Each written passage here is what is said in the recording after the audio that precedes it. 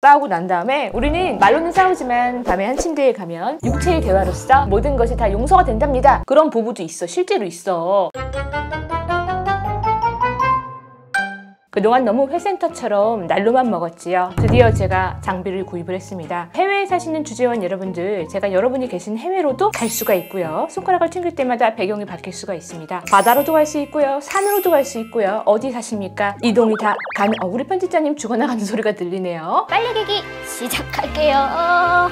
산지 좀 됐는데 너무 안 써가지고 돈이 아까워서 오늘 특별히 싹 펼쳐봤어요. 사연 읽어드릴게요. 안녕하세요. 언니 잘 보고 있습니다. 결혼 준비를 하면서 남자친구랑 하도 싸워대서 이것저것 검색을 하다가 제 알고리즘에 언니가 걸려 어느덧 입덕한 지 2개월 차입니다. 쇼핑 친구? 연애를 할 때는 전혀 보이지 않던 모습들이 결혼을 하려니까 이게 맞는 건가 라는 생각도 들고요. 특히나 돈이 들어가고 결혼 준비를 하다 보니 너무 싸우게 되는 것 같아요. 혹시 언니 결혼 전에 이런 것들을 조금 미리 알았더라면 언니의 결혼 생활이 좀 더 순탄했을 것이다 라는 꿀팁들이 있다면 너무너무 알고 싶습니다. 사실 그냥 언니 영상에 한 번쯤 나와보고 싶은 이유도 있었어요. 언니 혹시 제 결혼식에 와서 축사해주시면 안 되겠죠? 지금 해드릴게요. 우리 사별이 친구, 사별이 아니구나. 우리 친구 결혼 축하드려요. 제가 직접 갈 수는 없지만 저 먼 경기도 수원 땅에서 우리 자기를 축복하고 있다는 사실 잊지 마시고, 혹시 결혼식장에서 엄마랑 눈 마주치고 울고 있진 않나요?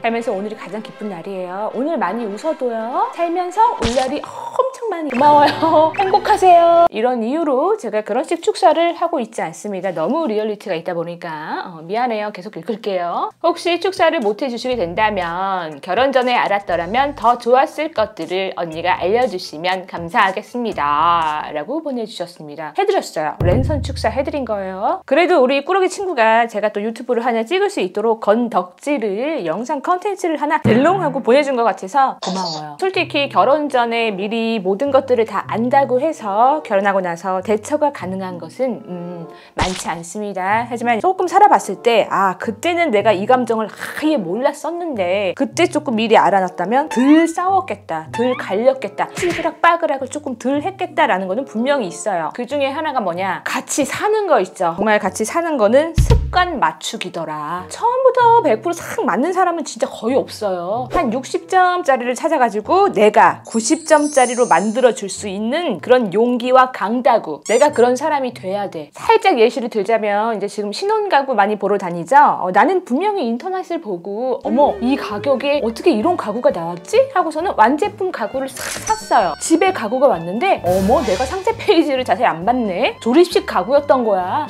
예쁜데 신혼집. 여기다가 농장 놓고, 요즘은 농장 안 쓰나요? 여기다가 식탁 놓고 뭐 아무튼 간에 바로 시작을 할 수 있게 행복 스타트 하려고 했는데 조립해야 돼요. 조립하셔야 돼요. 어머 설명서도 없어. 지금부터 조립 시작이야. 그러니까 어디다가 나사를 조여야 되는지, 어디다가 수납칸을 넣어야 되는지 설명서 없이 서로 남편이랑 나랑 찌그락빠그락 둘이 물어봐 보면서 잡고 있어. 그거 아니잖아. 그 구멍에 넣는 거 아니잖아. 요래 가면서 그렇게 조립식으로 만들어가는 게 부부 생활이더라. 그리고 나는 완제품인 줄 알고 구매를 했으나 막상 받아보면은 그것은 조립품일 수도 있다. 그거를 아셔야 돼요. 그렇다고 해서 반품이 되느냐? 처음 상세 페이지에 반품이 불가합니다 라고 분명히 그냥 글씨로 적혀 있는데 우리 자기야가 그냥 컨디션이 안 좋아서 못 봤을 거야. 그냥 원래 다 조립식이다 라고 생각을 하고 살면 훨씬 좋을 것 같아요. 근데 진짜 연애할 때 100점짜리 찾잖아요. 흔히 얘기하는 육각형 인간 막 찾고 그러잖아요. 그러면은 평생 못 가. 왜 그러느냐?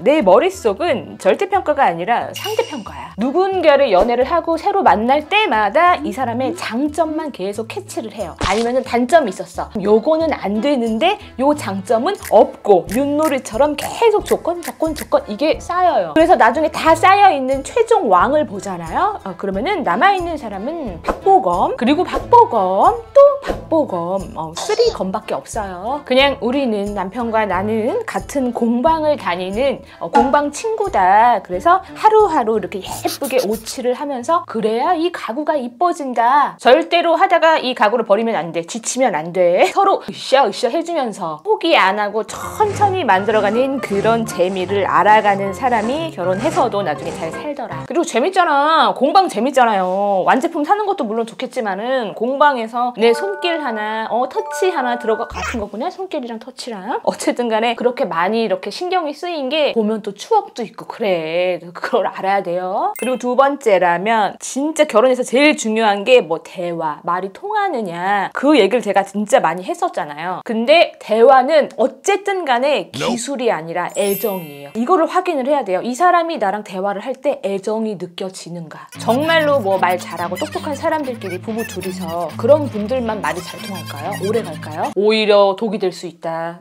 나도 요게 너무 많아가지고 가끔 이게 독단지구나 꿀단지가 아니라 그렇게 느낄 때가 있단 말이죠. 아니 오빠, 지금 이 상황에서 우리가 감정적인 거를 제외하고 이게 이 시스템과 방향에 맞냐는 거야. 지금 이 상황에서 이 말을 하는 게 맞다고 생각을 해? 이 대화에서 일말의 애정이 느껴지시나요? 조금 더 이것도 쉽게 얘기를 꺼내자면은 우리 집에 이제 강아지 선생님이 있잖아요. 우리 강아지는 오래 살았어요. 근데 말은 못해. 남의 집 강아지는 또 모르겠어. 뭐 유학 갔다 온 강아지, 요즘은 인터넷 보면은 말하는 강아지도 있기 때문에 어쨌든 우리 포도는 여기까지는 말은 못해요. 근데 그럼에도 불구하고 내가 우리 포도를 사랑하기 때문에 얘 딱 보기만 해도 똥 마렵구나, 배고프구나, 물 먹고 싶구나 다 알아. 왜 그럴까요? 내가 요 강아지 친구한테 애정이 있기 때문에 지켜보니까 뭘 원하는지 대화나 말은 통하지 않아도 다 아는 거야. 이렇게 강아지랑도 되는 대화가 내 남편과 남자친구와 되지 않는다? 그것은 애정을 약간 체크를 해볼 필요도 있다. 내가 애정이 있고 의지가 있잖아요. 그러면 이 사람을 지켜보고 뭐를 하고 싶은지 다 알게 돼요. 뭐 말투라든지 피드백 주는 스타일, 아니면 뭔가 이슈가 있을 때 이 사람이 딱 침묵을 하고 입을 닫는 스타일이야. 그 침묵이 무엇을 의미하는지도 애정이 있다면 받아들일 수 있어. 어차피 둘이서 살면서 그거를 맞춰가는 과정인 거고 배워가는 거잖아요. 그래서 알고 싶다, 배우고 싶다는 그 의지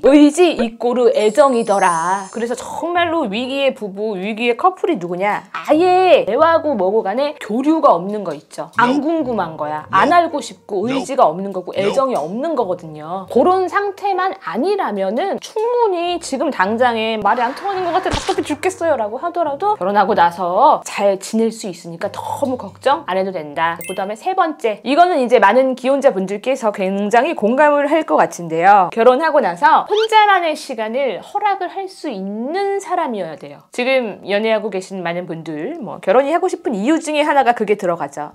헤어지기 싫어. 이대로 집에 가고 싶지 않아. 우리는 왜 헤어져야 돼? 같은 공간에 있어야 되는데 막 이런 멜랑콜리한 감정 갖고 계시잖아요. 그 시기에는 그게 너무나 맞습니다. 근데 이제 결혼을 해가지고 남은 여생을 계속 붙어 있다 보면은 조금은 힘들 때가 생겨요. 그러다 보니까 무슨 뭐 화캉스 아니면 차캉스, 차 딱 대기하고 위로 올라가기까지 그 딜레이 되는 시간이 조금 있다거나 그런 자기만의 시간이 있지요. 이게 극명하게 갈려요. 근데 결혼 안 하신 분들 입장에서는 아니 왜 화장실에 왜 짱 박혀 있어? 아니 집에 왔는데 차 안에서 왜 30분이나 1시간이나 거기 있는 거야? 뭐 이상한 짓 하는 거 아니야? 결혼 안 하신 분들은 그런 이제 생각을 갖고 계신데, 결혼을 하신 분들 특히 육아를 하시거나 아니면 일에 너무 치이시거나 그럼 변기 위가 나의 이너 페이스 할 수 있는 곳이지. 무슨 일이 있어서가 아니라 그러니까 나 혼자만의 시간이 인간이라서 필요해요. 그리고 봐봐라, 사람이 평생을 다른 집에서 다른 공간에서 다른 생활 습관을 갖고 살아가고 있었어. 그렇게 내가 대굴박이 굵어져가지고 어른이 된 거야. 그러면 이제 습관이라는 게 박힐 대로 내 몸에 박혀 있겠죠. 그 상태에서 새로운 누군가와 같은 공간을 전혀 다른 생활 습관을 갖고 있는 둘이서 같이 살아야 된다. 쉬운 일이 아닙니다. 심지어 엄마 아빠랑 살 때 있죠. 그때는 내 방이라도 있었어. 엄마 나한테 말 걸지 마!